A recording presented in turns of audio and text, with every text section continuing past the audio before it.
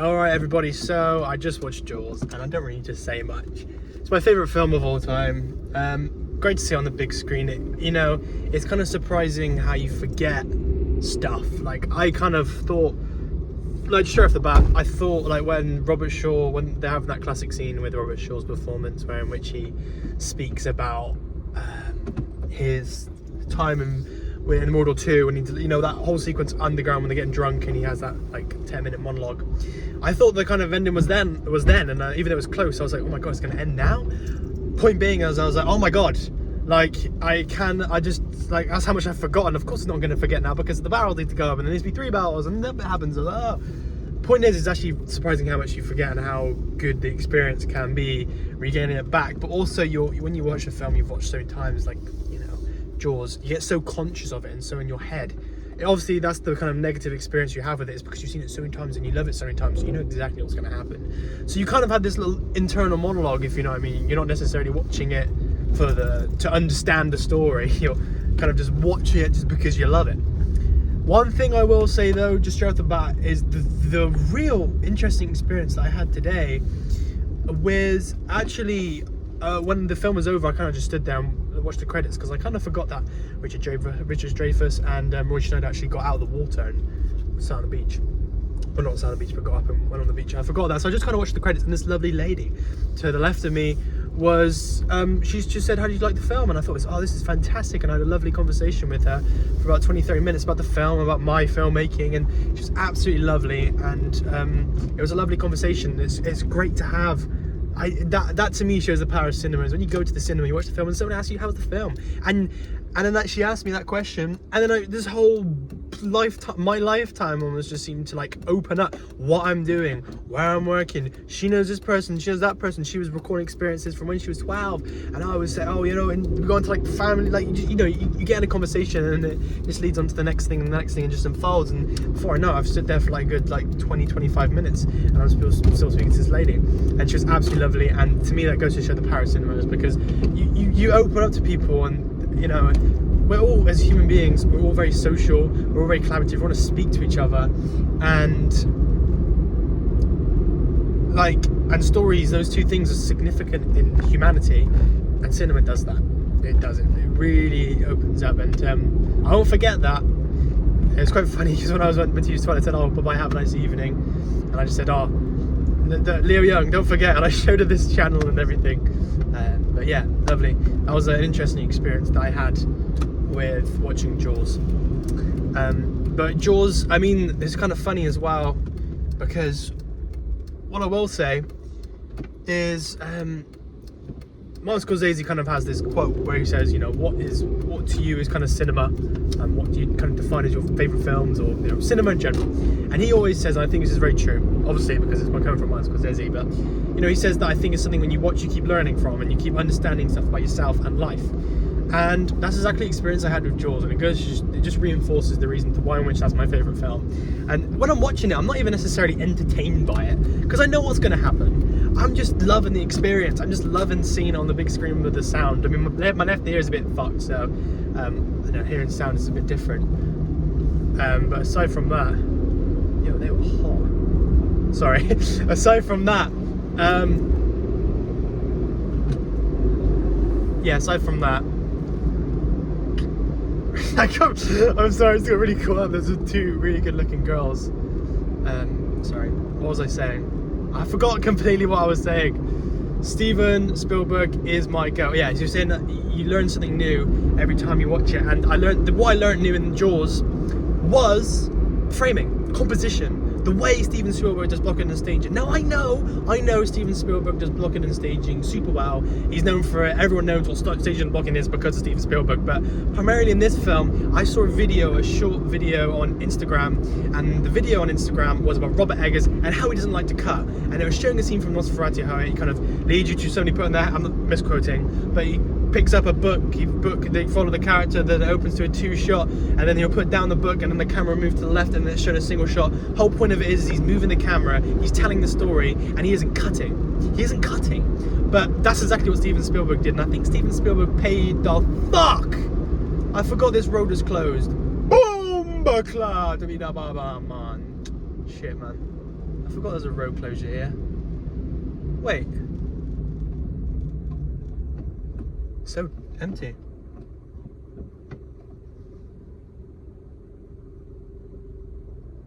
Okay, there's a road closure, but who cares? So, yeah. What I was saying is I loved how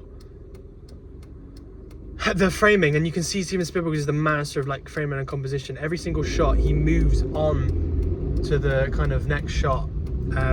You follow a character and it'll just move to a separate shot and it'll look like it's being cut, but all that's happened is in a swift pan or a swift tilt or something along those lines. And Steven Spielberg was really good at doing that and holding your attention as well, because let's not remember, like, it's difficult to do that anyway in terms of blocking and staging, but what's the even difficult thing, and what I think Steven Spielberg masters, is that's actually fucking interesting. Like, he actually moves to a good shot. Like, he doesn't just fucking move it just to be like, oh, look at me, I'm gonna block and stage and la-di-da-di-da, suck my dick. He actually like moves the camera well to a new frame, to a different frame, and the horizon, the shots, the low angles in the film as well. Some brilliant low angles in the film, but all the shots are done in a way where it just flows well and it tells the story well. It's just, and you never, the thing with Steven Spielberg is he's held your attention so well because of it.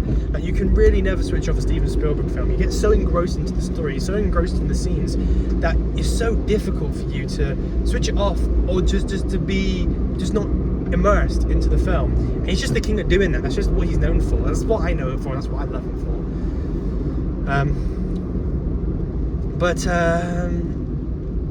But yeah, I mean, I had a great time watching Jaws. But that's the thing I learned. That's the thing I loved. Is particularly the office scene. Is you could see the camera moving. Like, you can see it was going from this two shot, then it'll move in on go from this one shot, pan, track into Roy Schneider, then a lady will come in and the camera pan. And I think it's very heavily inspired by old films, because old films used to do that a lot. They didn't really cut in old films too much. Like, they didn't cut as much as they do now. I mean, cutting's used a heck of a lot more than it was used in 1940s, 50s, 60s. I'm not too sure why. I don't know. It's just the start. But then maybe film was too expensive. Maybe they wanted to preserve the film. I don't know. But what I do know is that they used to do that, and I think Steven Spielberg pays homage to that, because those wide-angle shots of the blocking the stage and the characters moving in and out of the scene and the camera moving because of that is very much similar to all the great cowboy films of, like, you know, Rio Bravo and El Dorado, you know, it's all the John Ford films, all the Howard Hawks films, all the good films, all the good westerns. I mean, I know Steven Spielberg was very heavily influenced by that. Was, and Who Shot Liberty Valance as well. That I can just tell. I can see it with the frame. I can see what he's doing. So that's good to see how he's paying homage to that. How he's riffing off of them. But that's what I learned. I learned that in the scenes where, like, people are taking power and control. How the person who's in charge of Amity Beach will guide Roy Schneider's character into, like, he'll guide him and he'll push him through. You can see he's being persuasive, or how they show different power dynamics with, like, Richard Dreyfuss having a real go, and he's having like, for example, when they get the tooth shark and they see the head and he doesn't grab the tooth, it gets fallen down. They're going to use that tooth as a key piece of evidence to say to the man, hey, listen, the shark's still out there, this tooth matches with the shark's mouth, and he misses the thing. He says to the guy, hey, listen, he's proving his point, and he's saying, I've got the shark. Listen, I've got the shark. There's a bigger shark out there. And then the guy kind of says to him, well, what was your evidence? And then that's when Richard Dreyfuss moves. He goes back into his inferior position. And that kind of shit, man, I'm only analysing it because I'm a filmmaker, but people who watch the film are analysing it subconsciously, and they don't realise that because it's subconsciously. They're just experiencing it, which is great. I'm experiencing it, but I'm also being very aware of it, because that's what I am doing. I'm paying homage to that.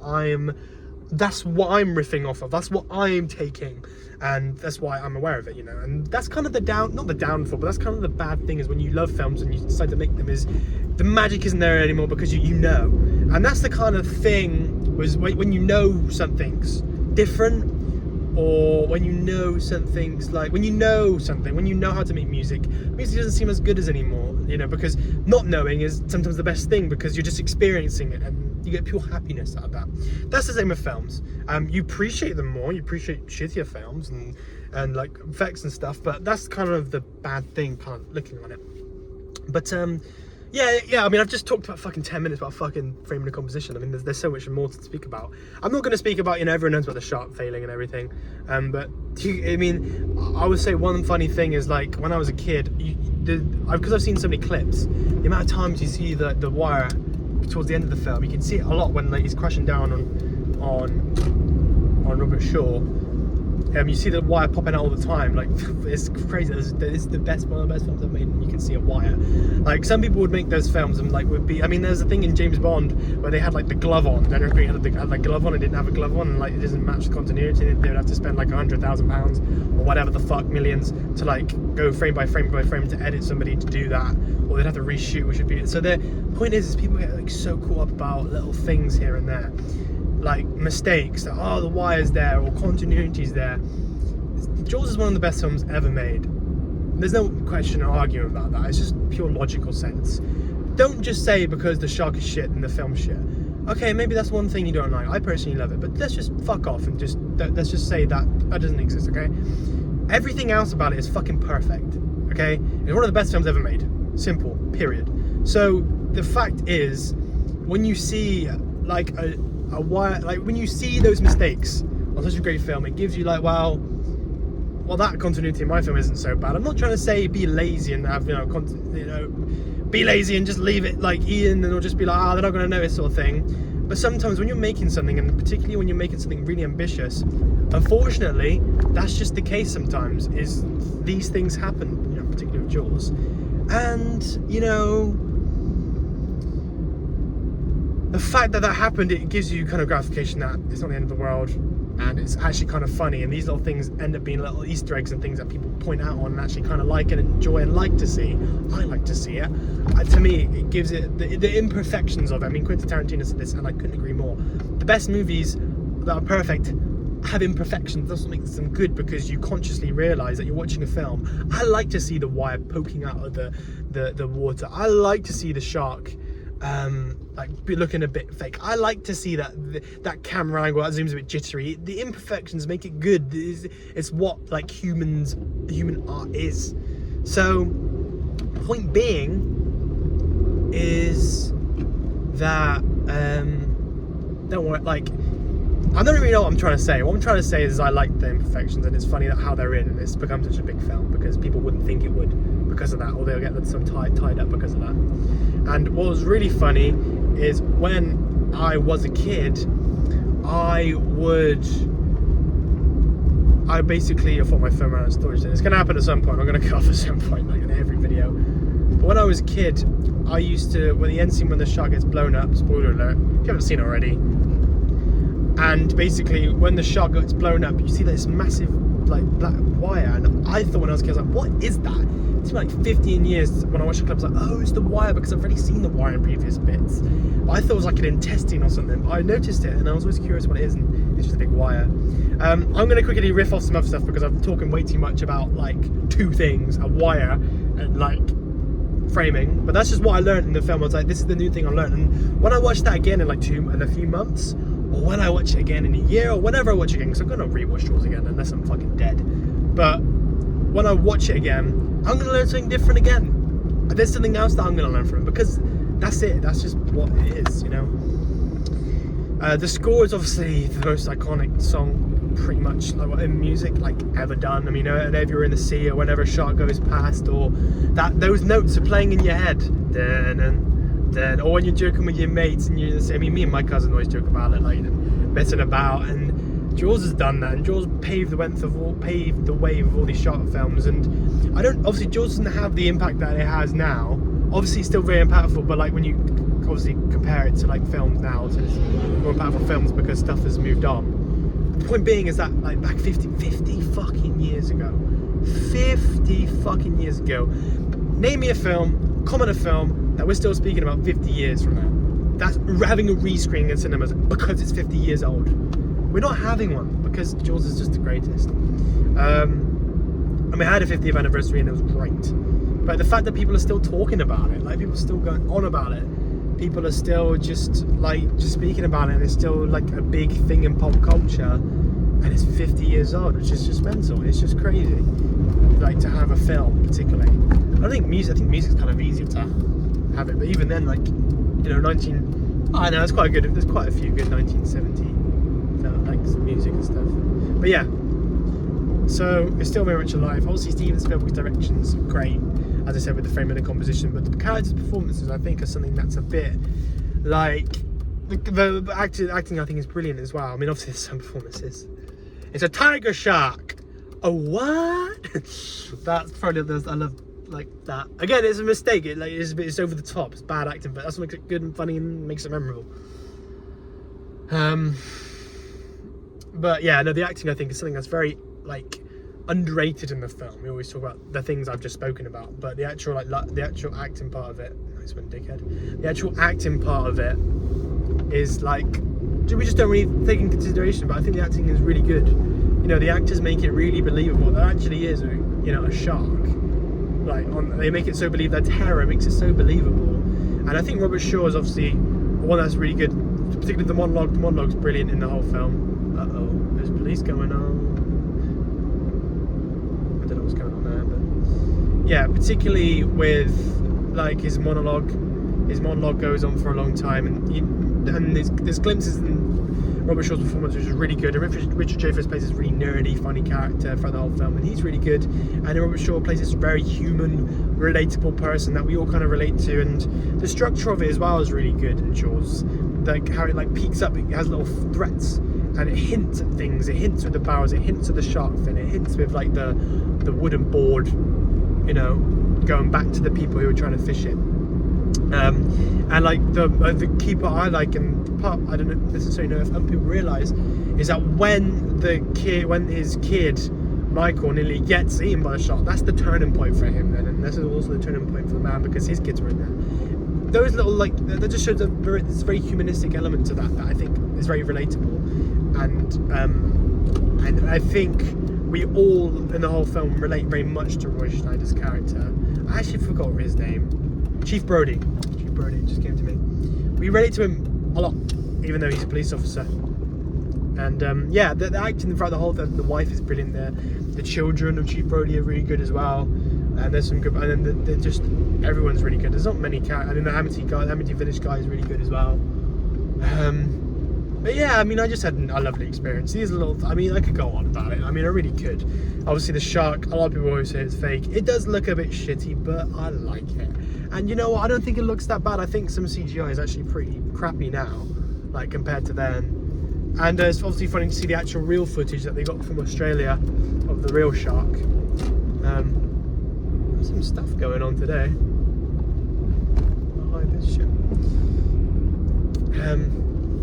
Yeah, but I love the shark. I don't care what anyone says if it says it looks crappy. I mean, it's 50 years ago, for Christ's sakes, and I think it still looks pretty good, you know, considering it all.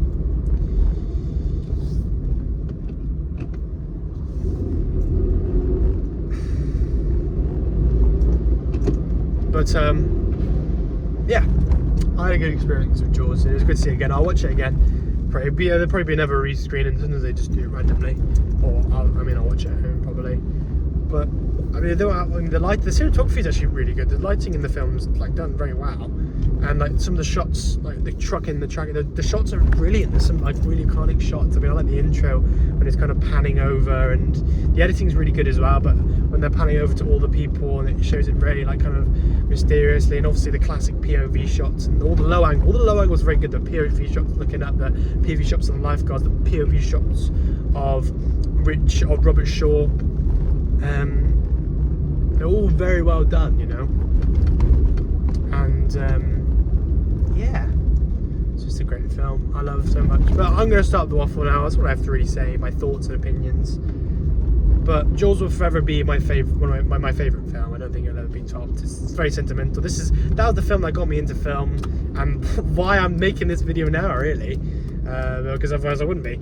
So yeah, I mean, on that note, everybody, I hope you watched this. It's actually one of my longest ones, but surprise, surprise, it's, you know, one of my favourite films. So